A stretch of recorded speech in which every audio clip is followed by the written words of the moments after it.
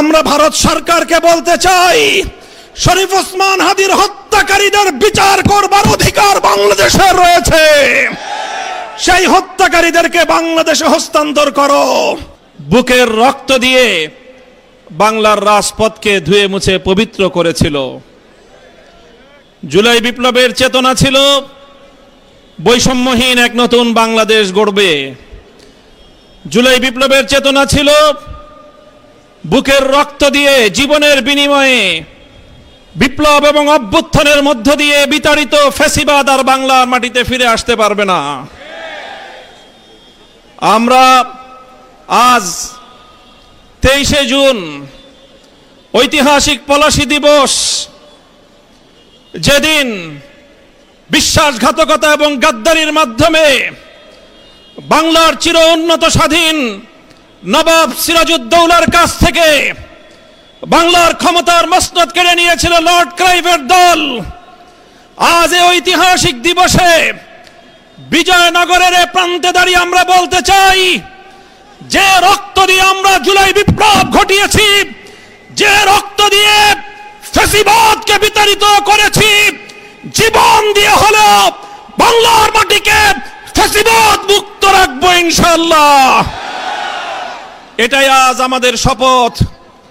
আমরা আমাদের জুলাই বিপ্লব সহ 15 বছরের ফ্যাসিবাদ বিরোধী সংগ্রামের অন্যতম সহযোদ্ধা বাংলাদেশ জাতীয়তাবাদী দল বিএনপি নেতৃবৃন্দের কাছে সবিনয়ে আবেদন করতে চাই, আহ্বান জানাতে চাই, ফ্যাসিবাদের বিরুদ্ধে লড়াই করে বাংলাদেশ স্বাধীনতা অর্জন করেছে।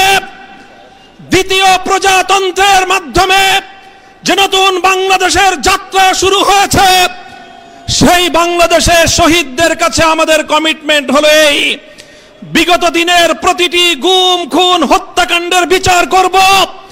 আমরা বিচার করব 2009 সালের পিলখানা ট্র্যাজেডির, আমরা বিচার করব আল্লামা দেলোয়ার হোসেন সাঈদীকে মিথ্যা মামলার মাধ্যমে রায় দিয়ে প্রায় 100 প্রাণকে ঝরিয়ে দেওয়া গণহত্যার, আমরা বিচার করব শাপলা চত্বরে সংগঠিত গণহত্যার, আমরা বিচার করব বিরোধী দলীয় দেশপ্রেমিক নেতৃবৃন্দকে মিথ্যা মামলার মাধ্যমে জুডিশিয়াল কিলিং এর নামে প্রতিটি হত্যাকাণ্ডের, আমরা বিচার করব 2021 সালের মোদী বিরোধী আন্দোলনে শাহাদাত প্রাপ্ত বীর শহীদদের, আমরা বিচার করব 2024 সালের প্রতিটি হত্যাকাণ্ডের ইনশাআল্লাহ।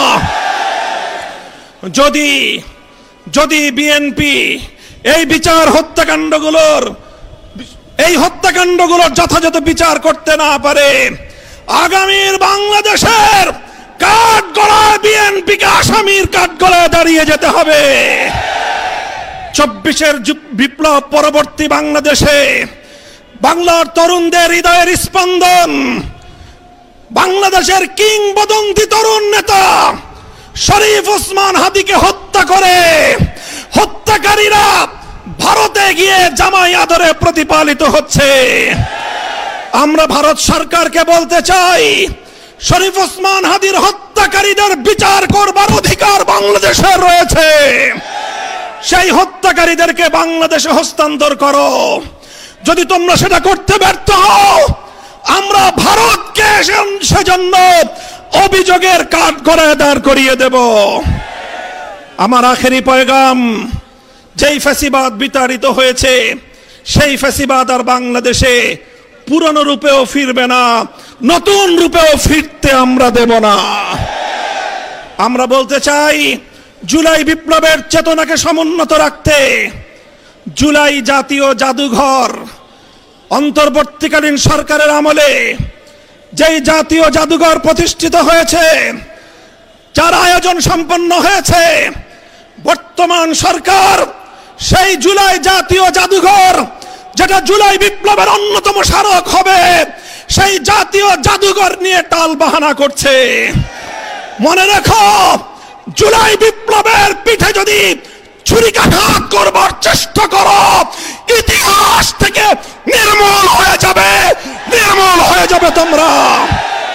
ইনশাআল্লাহ আমাদের শপথ হবে আজকের, রক্ত দিয়ে কেনা জুলাই রক্ত দিয়ে আমরা রক্ষা করব ইনশাআল্লাহ।